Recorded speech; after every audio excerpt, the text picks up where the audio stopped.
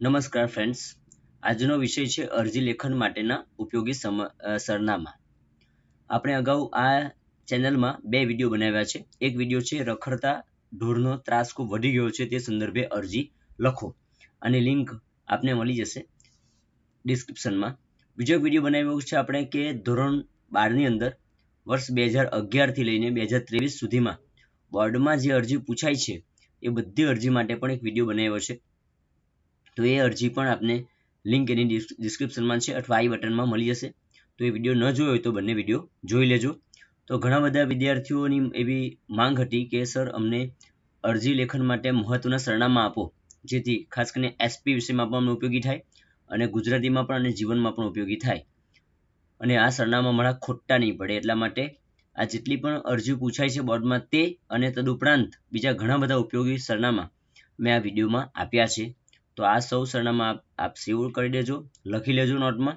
અને બીજું કે જીવનમાં પણ આ બધા ઉપયોગી થશે. આપ સૌએ આ સરનામા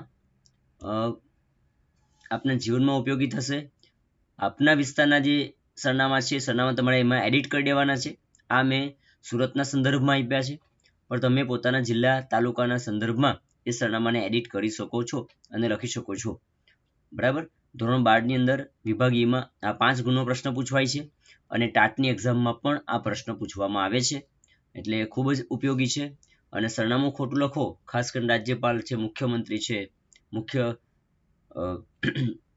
શિક્ષણ મંત્રી છે, આ બધા સરનામા ખોટા લખો તો ચાલે નહીં.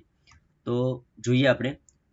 આ એક અરજી પૂછાઈ માર્ચ 2011માં પોલીસ કમિશનરને સંબોધીને લખવાની હતી. તો એના માટે આ સરનામું છે. પ્રતિ પછી શ્રી નહીં આવે, પ્રતિ જ આવે, પછી અલ્પવિરામ કરતા જવાનું અને છેક શહેરના પાસે પૂર્ણવિરામ આવે છે. તો પોલીસના સંદર્ભમાં કોઈ બી અરજી તમને પૂછવામાં આવેલી હોય તો પોલીસ કમિશનરને તમે અરજી લખી શકો છો. હા, જો પોલીસ કમિશનરનો ઉલ્લેખ થયેલો ન હોય તો લખી શકો, પણ જો કોઈ ચોક્કસ પદનો ઉલ્લેખ થયો હોય તો તે જ પદને સંબોધીને આપણે લખવી પડે. અહીં પ્રતિ પોલીસ કમિશનર શ્રી, સુરત શહેર, પોલીસ કમિશનરશ્રીની કચેરી, અઠવા લાઇન્સ, સુરત. તો આ રીતે આપણે એનું સરનામું લખવાનું છે. પ્રથમ એનું હોદ્દો લખવાનો, પછી એ પોલીસ કમિશનર ક્યાંના છે, કયા ક્ષેત્રના, એનું કાર્યક્ષેત્ર લખવાનું. ત્યાર પછી એની કચેરીનું નામ શું છે એ કચેરીનું નામ આવશે, અને ત્યારબાદ એનું એડ્રેસ એટલે કે સરનામું આવશે, અઠવા લાઇન્સ, અને છેલ્લે શહેર, કયા શહેરનું, તો કે સુરત, અને ત્યાં પૂર્ણવિરામ મૂકવાનું છે. તો આ એની પેટર્ન છે, આ ફોર્મેટ છે. એ પ્રમાણે જ તમારે અલ્પવિરામ કે પૂર્ણવિરામ મૂકવું પડશે. ત્યારબાદ એક અરજી પૂછાય આપને. હા, તમે ધારો કે એવી રીતે પૂછાય કે કમિશનર ન આપ્યું હોય અને કોઈ પોલીસના સંદર્ભમાં કોઈ એવો પ્રશ્ન હોય તો ત્યારે તમારે પોલીસ ઇન્સ્પેક્ટરશ્રીને પણ તમે લખી શકો છો. પણ ઇન્સ્પેક્ટરશ્રી એ જે તે પોલીસ સ્ટેશનના હોય, એટલે આપણે પોલીસ ઇન્સ્પેક્ટરશ્રી, પૂર્ણાગામ પોલીસ સ્ટેશન, પૂર્ણા પાટિયા, સુરત, એ પ્રમાણે લખવું પડશે. અને પોલીસ કમિશનર હોય તો આખા શહેરના હોય, તો એને કોઈ પણ સમસ્યા માટે આપણે લખી શકીએ છીએ. તો આ પણ એક જાણવા જેવી બાબત છે. હા, હવે રસ્તાનું સમારકામ કરવાનું હોય અને મ્યુનિસિપાલિટી વિસ્તાર હોય અને મ્યુનિસિપલ કમિશનર અરજી લખવાનું પૂછાય છે માર્ચ 2012ની અંદર. તો આનું સરનામું શું છે? તો એ જ પ્રતિ મ્યુનિસિપલ કમિશનર શ્રી, જે નગરપાલિકા અથવા મહાનગરપાલિકા હોય તે, સુરત મહાનગરપાલિકા, કચેરીના મહાનગરપાલિકાની કચેરી, સરનામું મુગલીસરા, સુરત, પૂર્ણવિરામ. આ સિવાય કોઈ પણ મહાનગરપાલિકાનું કામ હોય તો એને આપણે લખી શકીએ છીએ. પીવાના પાણીની અછત અને લખવાનો છે રાજ્યપાલશ્રીને. તો આ માર્ચ 2013, 14, 15 અને 2022માં 4 વાર પૂછાઈ ગયેલી અરજી છે. તો રાજ્યપાલનું એડ્રેસ શું છે, સરનામું જોઈએ. પ્રતિ રાજ્યપાલ શ્રી, ગુજરાત રાજ્ય, એમનું કાર્યક્ષેત્ર. હવે એમની કચેરીનું નામ છે રાજભવન, સેક્ટર 20, ગાંધીનગર. આ આપણે સાચું જ લખવું પડે. એમાં તમે સુરત કે અમદાવાદ લખો તો ચાલે નહીં, કેમ કે આપને ખબર છે કે રાજ્યપાલશ્રીની કચેરી ક્યાં છે અને એક જ હોય. તો આ ખાસ રાજ્યપાલનું સરનામું તૈયાર કરજો. 4 વાર અરજી પૂછાઈ ગઈ છે. ખેતીના પાકને પુષ્કળ નુકસાન થયું છે અને એ માટે પણ રાજ્યપાલને જ ઉદ્દેશીને અરજી લખવાની હતી. તો એની જ એડ્રેસ પાછું આપણે લખવાનું છે. માર્ચ 2020માં અરજી પૂછાઈ હતી. જિલ્લાના કલેક્ટરશ્રી 2016 અને 2020 કે રંગરસાનું કારખાનું છે ગંદુ પાણી છોડે છે દૂષિત, તો એ સંદર્ભે કાર્યવાહી માટે જિલ્લાના કલેક્ટરશ્રીને અરજી લખવાની છે. 2 વાર પૂછાય છે. કલેક્ટરને જિલ્લાના વડા કહેવાય, એટલે જિલ્લાનું કોઈ પણ કામ હોય તો કલેક્ટરને આપણે અરજી લખી શકીએ છીએ. પ્રતિ કલેક્ટરશ્રી, કાર્યક્ષેત્ર સુરત જિલ્લા, કચેરી કલેક્ટરશ્રીની કચેરી, જિલ્લા સેવા સદન 1, અલ્પેડમ અઠવા લાઇન્સ, સુરત, પૂર્ણ વિરામ. તો આ રીતે આપણે લખવાનું છે. આપ આપના જિલ્લાનું અરજી સરનામું અહીંયા લખી શકો છો. હવે વીજ પુરવઠો લાઇટ અનિયમિત છે, ઇલેક્ટ્રિસિટી. માર્ચ 2017માં આ અરજી પૂછાય છે અને અહીંયા વિદ્યુત બોર્ડના અધ્યક્ષ લખ્યું છે. જનરલી અહીંયા કાર્યપાલ ઇજનેરને આપણે લખવાનું હોય, પણ પેપર કાઢનારે પ્રાસનિકે વિદ્યુત બોર્ડના અધ્યક્ષ લખ્યું છે, જે બહુ મોટો હોદ્દો કહેવાય. તો જનરલી એવું પૂછાતું નથી, પણ પૂછે તો અહીંયા પ્રતિ કાર્યપાલ ઇજનેર શ્રી, દક્ષિણ ગુજરાત વીજ કંપની. તો આપ સૌનું મધ્ય ગુજરાત પણ હોઈ શકે, ઉત્તર ગુજરાત વીજ કંપની છે અને પશ્ચિમ ગુજરાત વીજ કંપની છે. તો આપ જે વિસ્તારમાં રહેતા હોય, જે જિલ્લામાં, એ પ્રમાણે લખજો. અહીંયા કાર્યપાલ ઇજનેરશ્રી જનરલી આપણે લખવાનું હોય છે સામાન્ય રીતે, તો એ મેં અરજી લખી છે. આપ અહીંયા પરીક્ષામાંથી પૂછે અધ્યક્ષ, તો એ લખી દેવાનું અધ્યક્ષશ્રી. કાર્યપાલ ઇજનેરને બદલે શું લખવાનું? અધ્યક્ષશ્રી. હવે અધ્યક્ષ લખીએ તો આપણે સીધું દક્ષિણ ગુજરાત વીજ કંપની લખવું પડે, કેમ કે અધ્યક્ષ એ ખૂબ મોટો હોદ્દો છે. પણ અહીંયા આપણે લખીએ છીએ પ્રતિ કાર્યપાલ ઇજનેરશ્રી, રાંદેર સબ ડિવિઝન બધા શહેરમાં, જિલ્લામાં, તો એના કાર્યપાલ ઇજનેર હોય, દરેક ડિવિઝનના અલગ અલગ ઇજનેર હોય.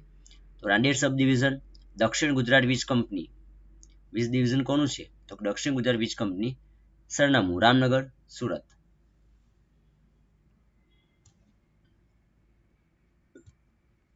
હવે ટપાલ બાબતે કોઈ પ્રશ્ન છે આપને, અનિયમિતતા, તો માર્ચ 2018માં પ્રશ્ન પૂછાયો છે.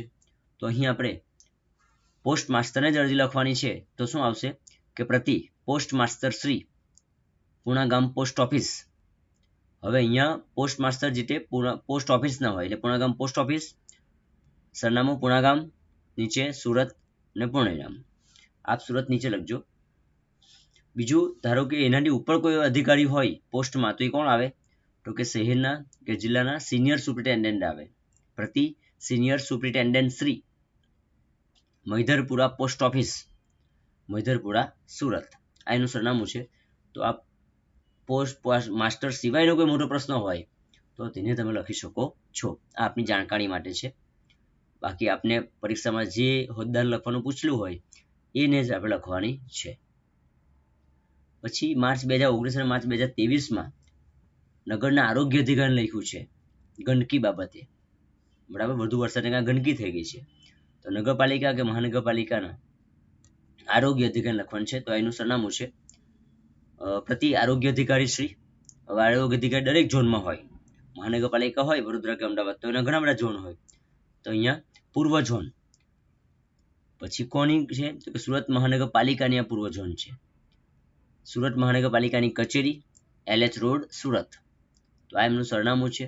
નગરપાલિકા હોય ધારો કે નવસારી જેવી, તો પ્રતિ આરોગ્ય અધિકારી શ્રી, નવસારી નગરપાલિકા, નવસારી નગરપાલિકાની કચેરી, સ્ટેશન રોડ, નવસારી. આવું તમે લખી શકો. એટલે આપના વિસ્તારમાં જે પણ હોય એ પ્રમાણે લખજો.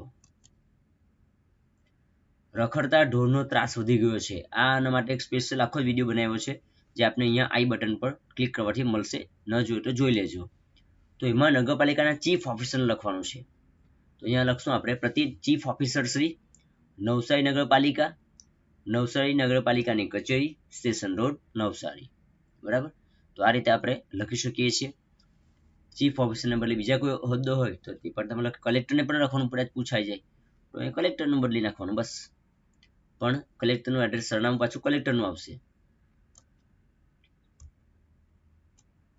હવે કેટલાક ઉપયોગી સરનામા છે જે પરીક્ષામાં અત્યાર સુધી આટલા વર્ષોમાં પૂછ્યા નથી, પણ પૂછાઈ શકે, અથવા તો આપણે જીવનમાં ઉપયોગી બને, અથવા આપણે એસપીમાં ઉપયોગી બને. સેક્રેટરી પ્રેક્ટિસમાં 25 ગુણની આપણી અરજી આવે છે, તો એમાં પણ આપણે ઉપયોગી બને. તો એ માટે કેટલાક સરનામા છે જે આપણે જાણવા રહ્યા, આપને ખ્યાલ હોવો જોઈએ, અથવા ટાટની પરીક્ષામાં પણ ઉપયોગી થશે. તો અહીંયા શિક્ષણના આખા રાજ્યના વડા કોણ હોય? શિક્ષણ મંત્રી. તો એનું સરનામું છે પ્રતિ શિક્ષણ મંત્રી શ્રી, ગુજરાત રાજ્યના છે, સ્વર્ણિમ સંકુલ 1, સચિવાલય, સેક્ટર 10, ગાંધીનગર, 382010. આનું સાચું સરનામું છે એમનું. ત્યારબાદ જિલ્લાના શિક્ષણના વડા કોણ હોય તો કે જિલ્લા શિક્ષણ અધિકારી શ્રી, સુરત જિલ્લા. જિલ્લા શિક્ષણ અધિકારી શ્રીની કચેરી સેવા સદન 2, અઠવા લાઇન્સ સુરત. જિલ્લા સેવા સદન 2 કચેરી.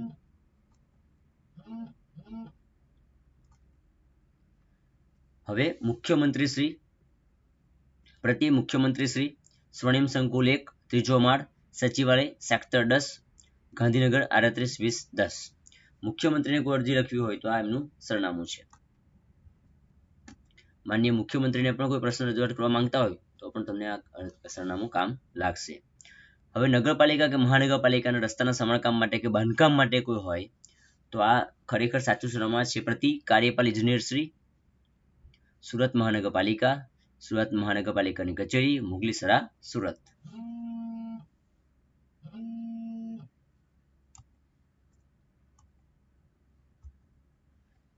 મચ્છરની સમસ્યા હોય, મચ્છરનો ઉપદ્રવ વધી ગયો હોય તો શું લખવાનું? પ્રતિ જંતુનાશક અધિકારી શ્રી, પૂર્વ ઝોન વરાછા, મહાનગરપાલિકાની કચેરી, LH રોડ, સુરત. વીજળીને લગતા પ્રશ્નો હોય તો મેં તમને અગાઉ પણ કીધું છે. પ્રતિ કાર્યપાલ ઇજનેર શ્રી, રાંદેર સબ ડિવિઝન, દક્ષિણ ગુજરાત વીજ કંપની, રામનગર, સુરત. આપ જે જિલ્લામાં રહો છો તેનું આપણે લખવાનું, પણ હોદ્દો સેમ આવશે. બેંક હોય તો પ્રતિ branch manager Shri, bank of Baroda, Punagam branch કઈ છે તે લખવાનું, પુણાગામ, સુરત. શાળા હોય, સ્કૂલ હોય તો પ્રતિ આચાર્ય શ્રી, સાધના વિદ્યાલય, પુણાગામ, સુરત. કોલેજ હોય તો પ્રતિ આચાર્ય શ્રી, નવી commerce college, Rander road, Surat. University હોય તો પ્રતિ કુલપતિ શ્રી, વીર નર્મદ દક્ષિણ ગુજરાત યુનિવર્સિટી, દક્ષિણ લખવાનું રહી ગયું છે, માફ કરજો, ઉધના મગદલા રોડ, વેસુ, સુરત. કુલપતિ એના વડા કહેવાય યુનિવર્સિટીના. પુસ્તકનું પ્રકાશન કરવાનું હોય તો એના પ્રકાશક આવે. પ્રતિ પ્રકાશક શ્રી, નવભારત સાહિત્ય મંદિર, કાલુપુર, અમદાવાદ. સમાચાર પત્ર હોય, ન્યૂઝ ચેનલ હોય કોઈ કે સામયિક હોય તો એના તંત્રી આવે તો લખવું પડે પ્રતિ તંત્રી શ્રી, દિવ્ય ભાસ્કર, વેસુ, સુરત. પ્રતિ તંત્રી શ્રી.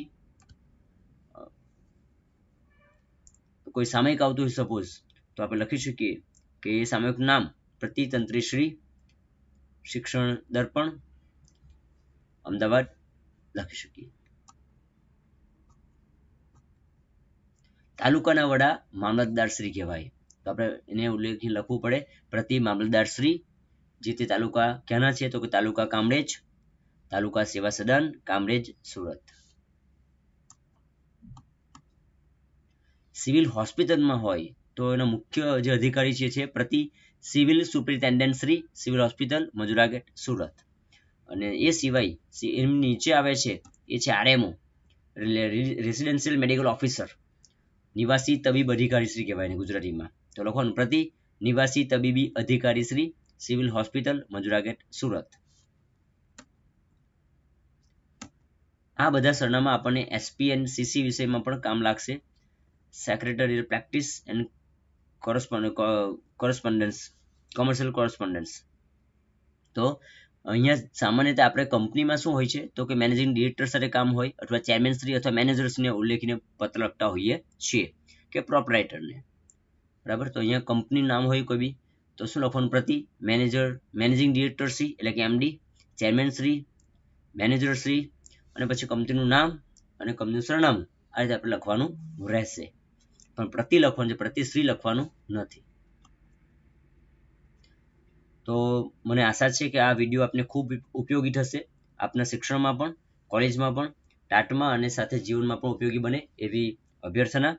તો પેલા જે લિંક મેં વિડીયોને આપી છે એ જોઈ લેજો અને સાથે આ વિડીયો આપને ગમ્યો હોય, આપને ઉપયોગી લાગે તો અન્ય વિદ્યાર્થી સુધી પણ પહોંચાડજો અને સાથે લાઈક કરજો. આપની કોમેન્ટ મને જણાવો કે આપને આ વિડીયો કેવો લાગ્યો, જેથી કરીને મને પણ પ્રોત્સાહન મળે અને વધુને વધુ વિદ્યાર્થીઓ સુધી આ વિડીયોને શેર કરો.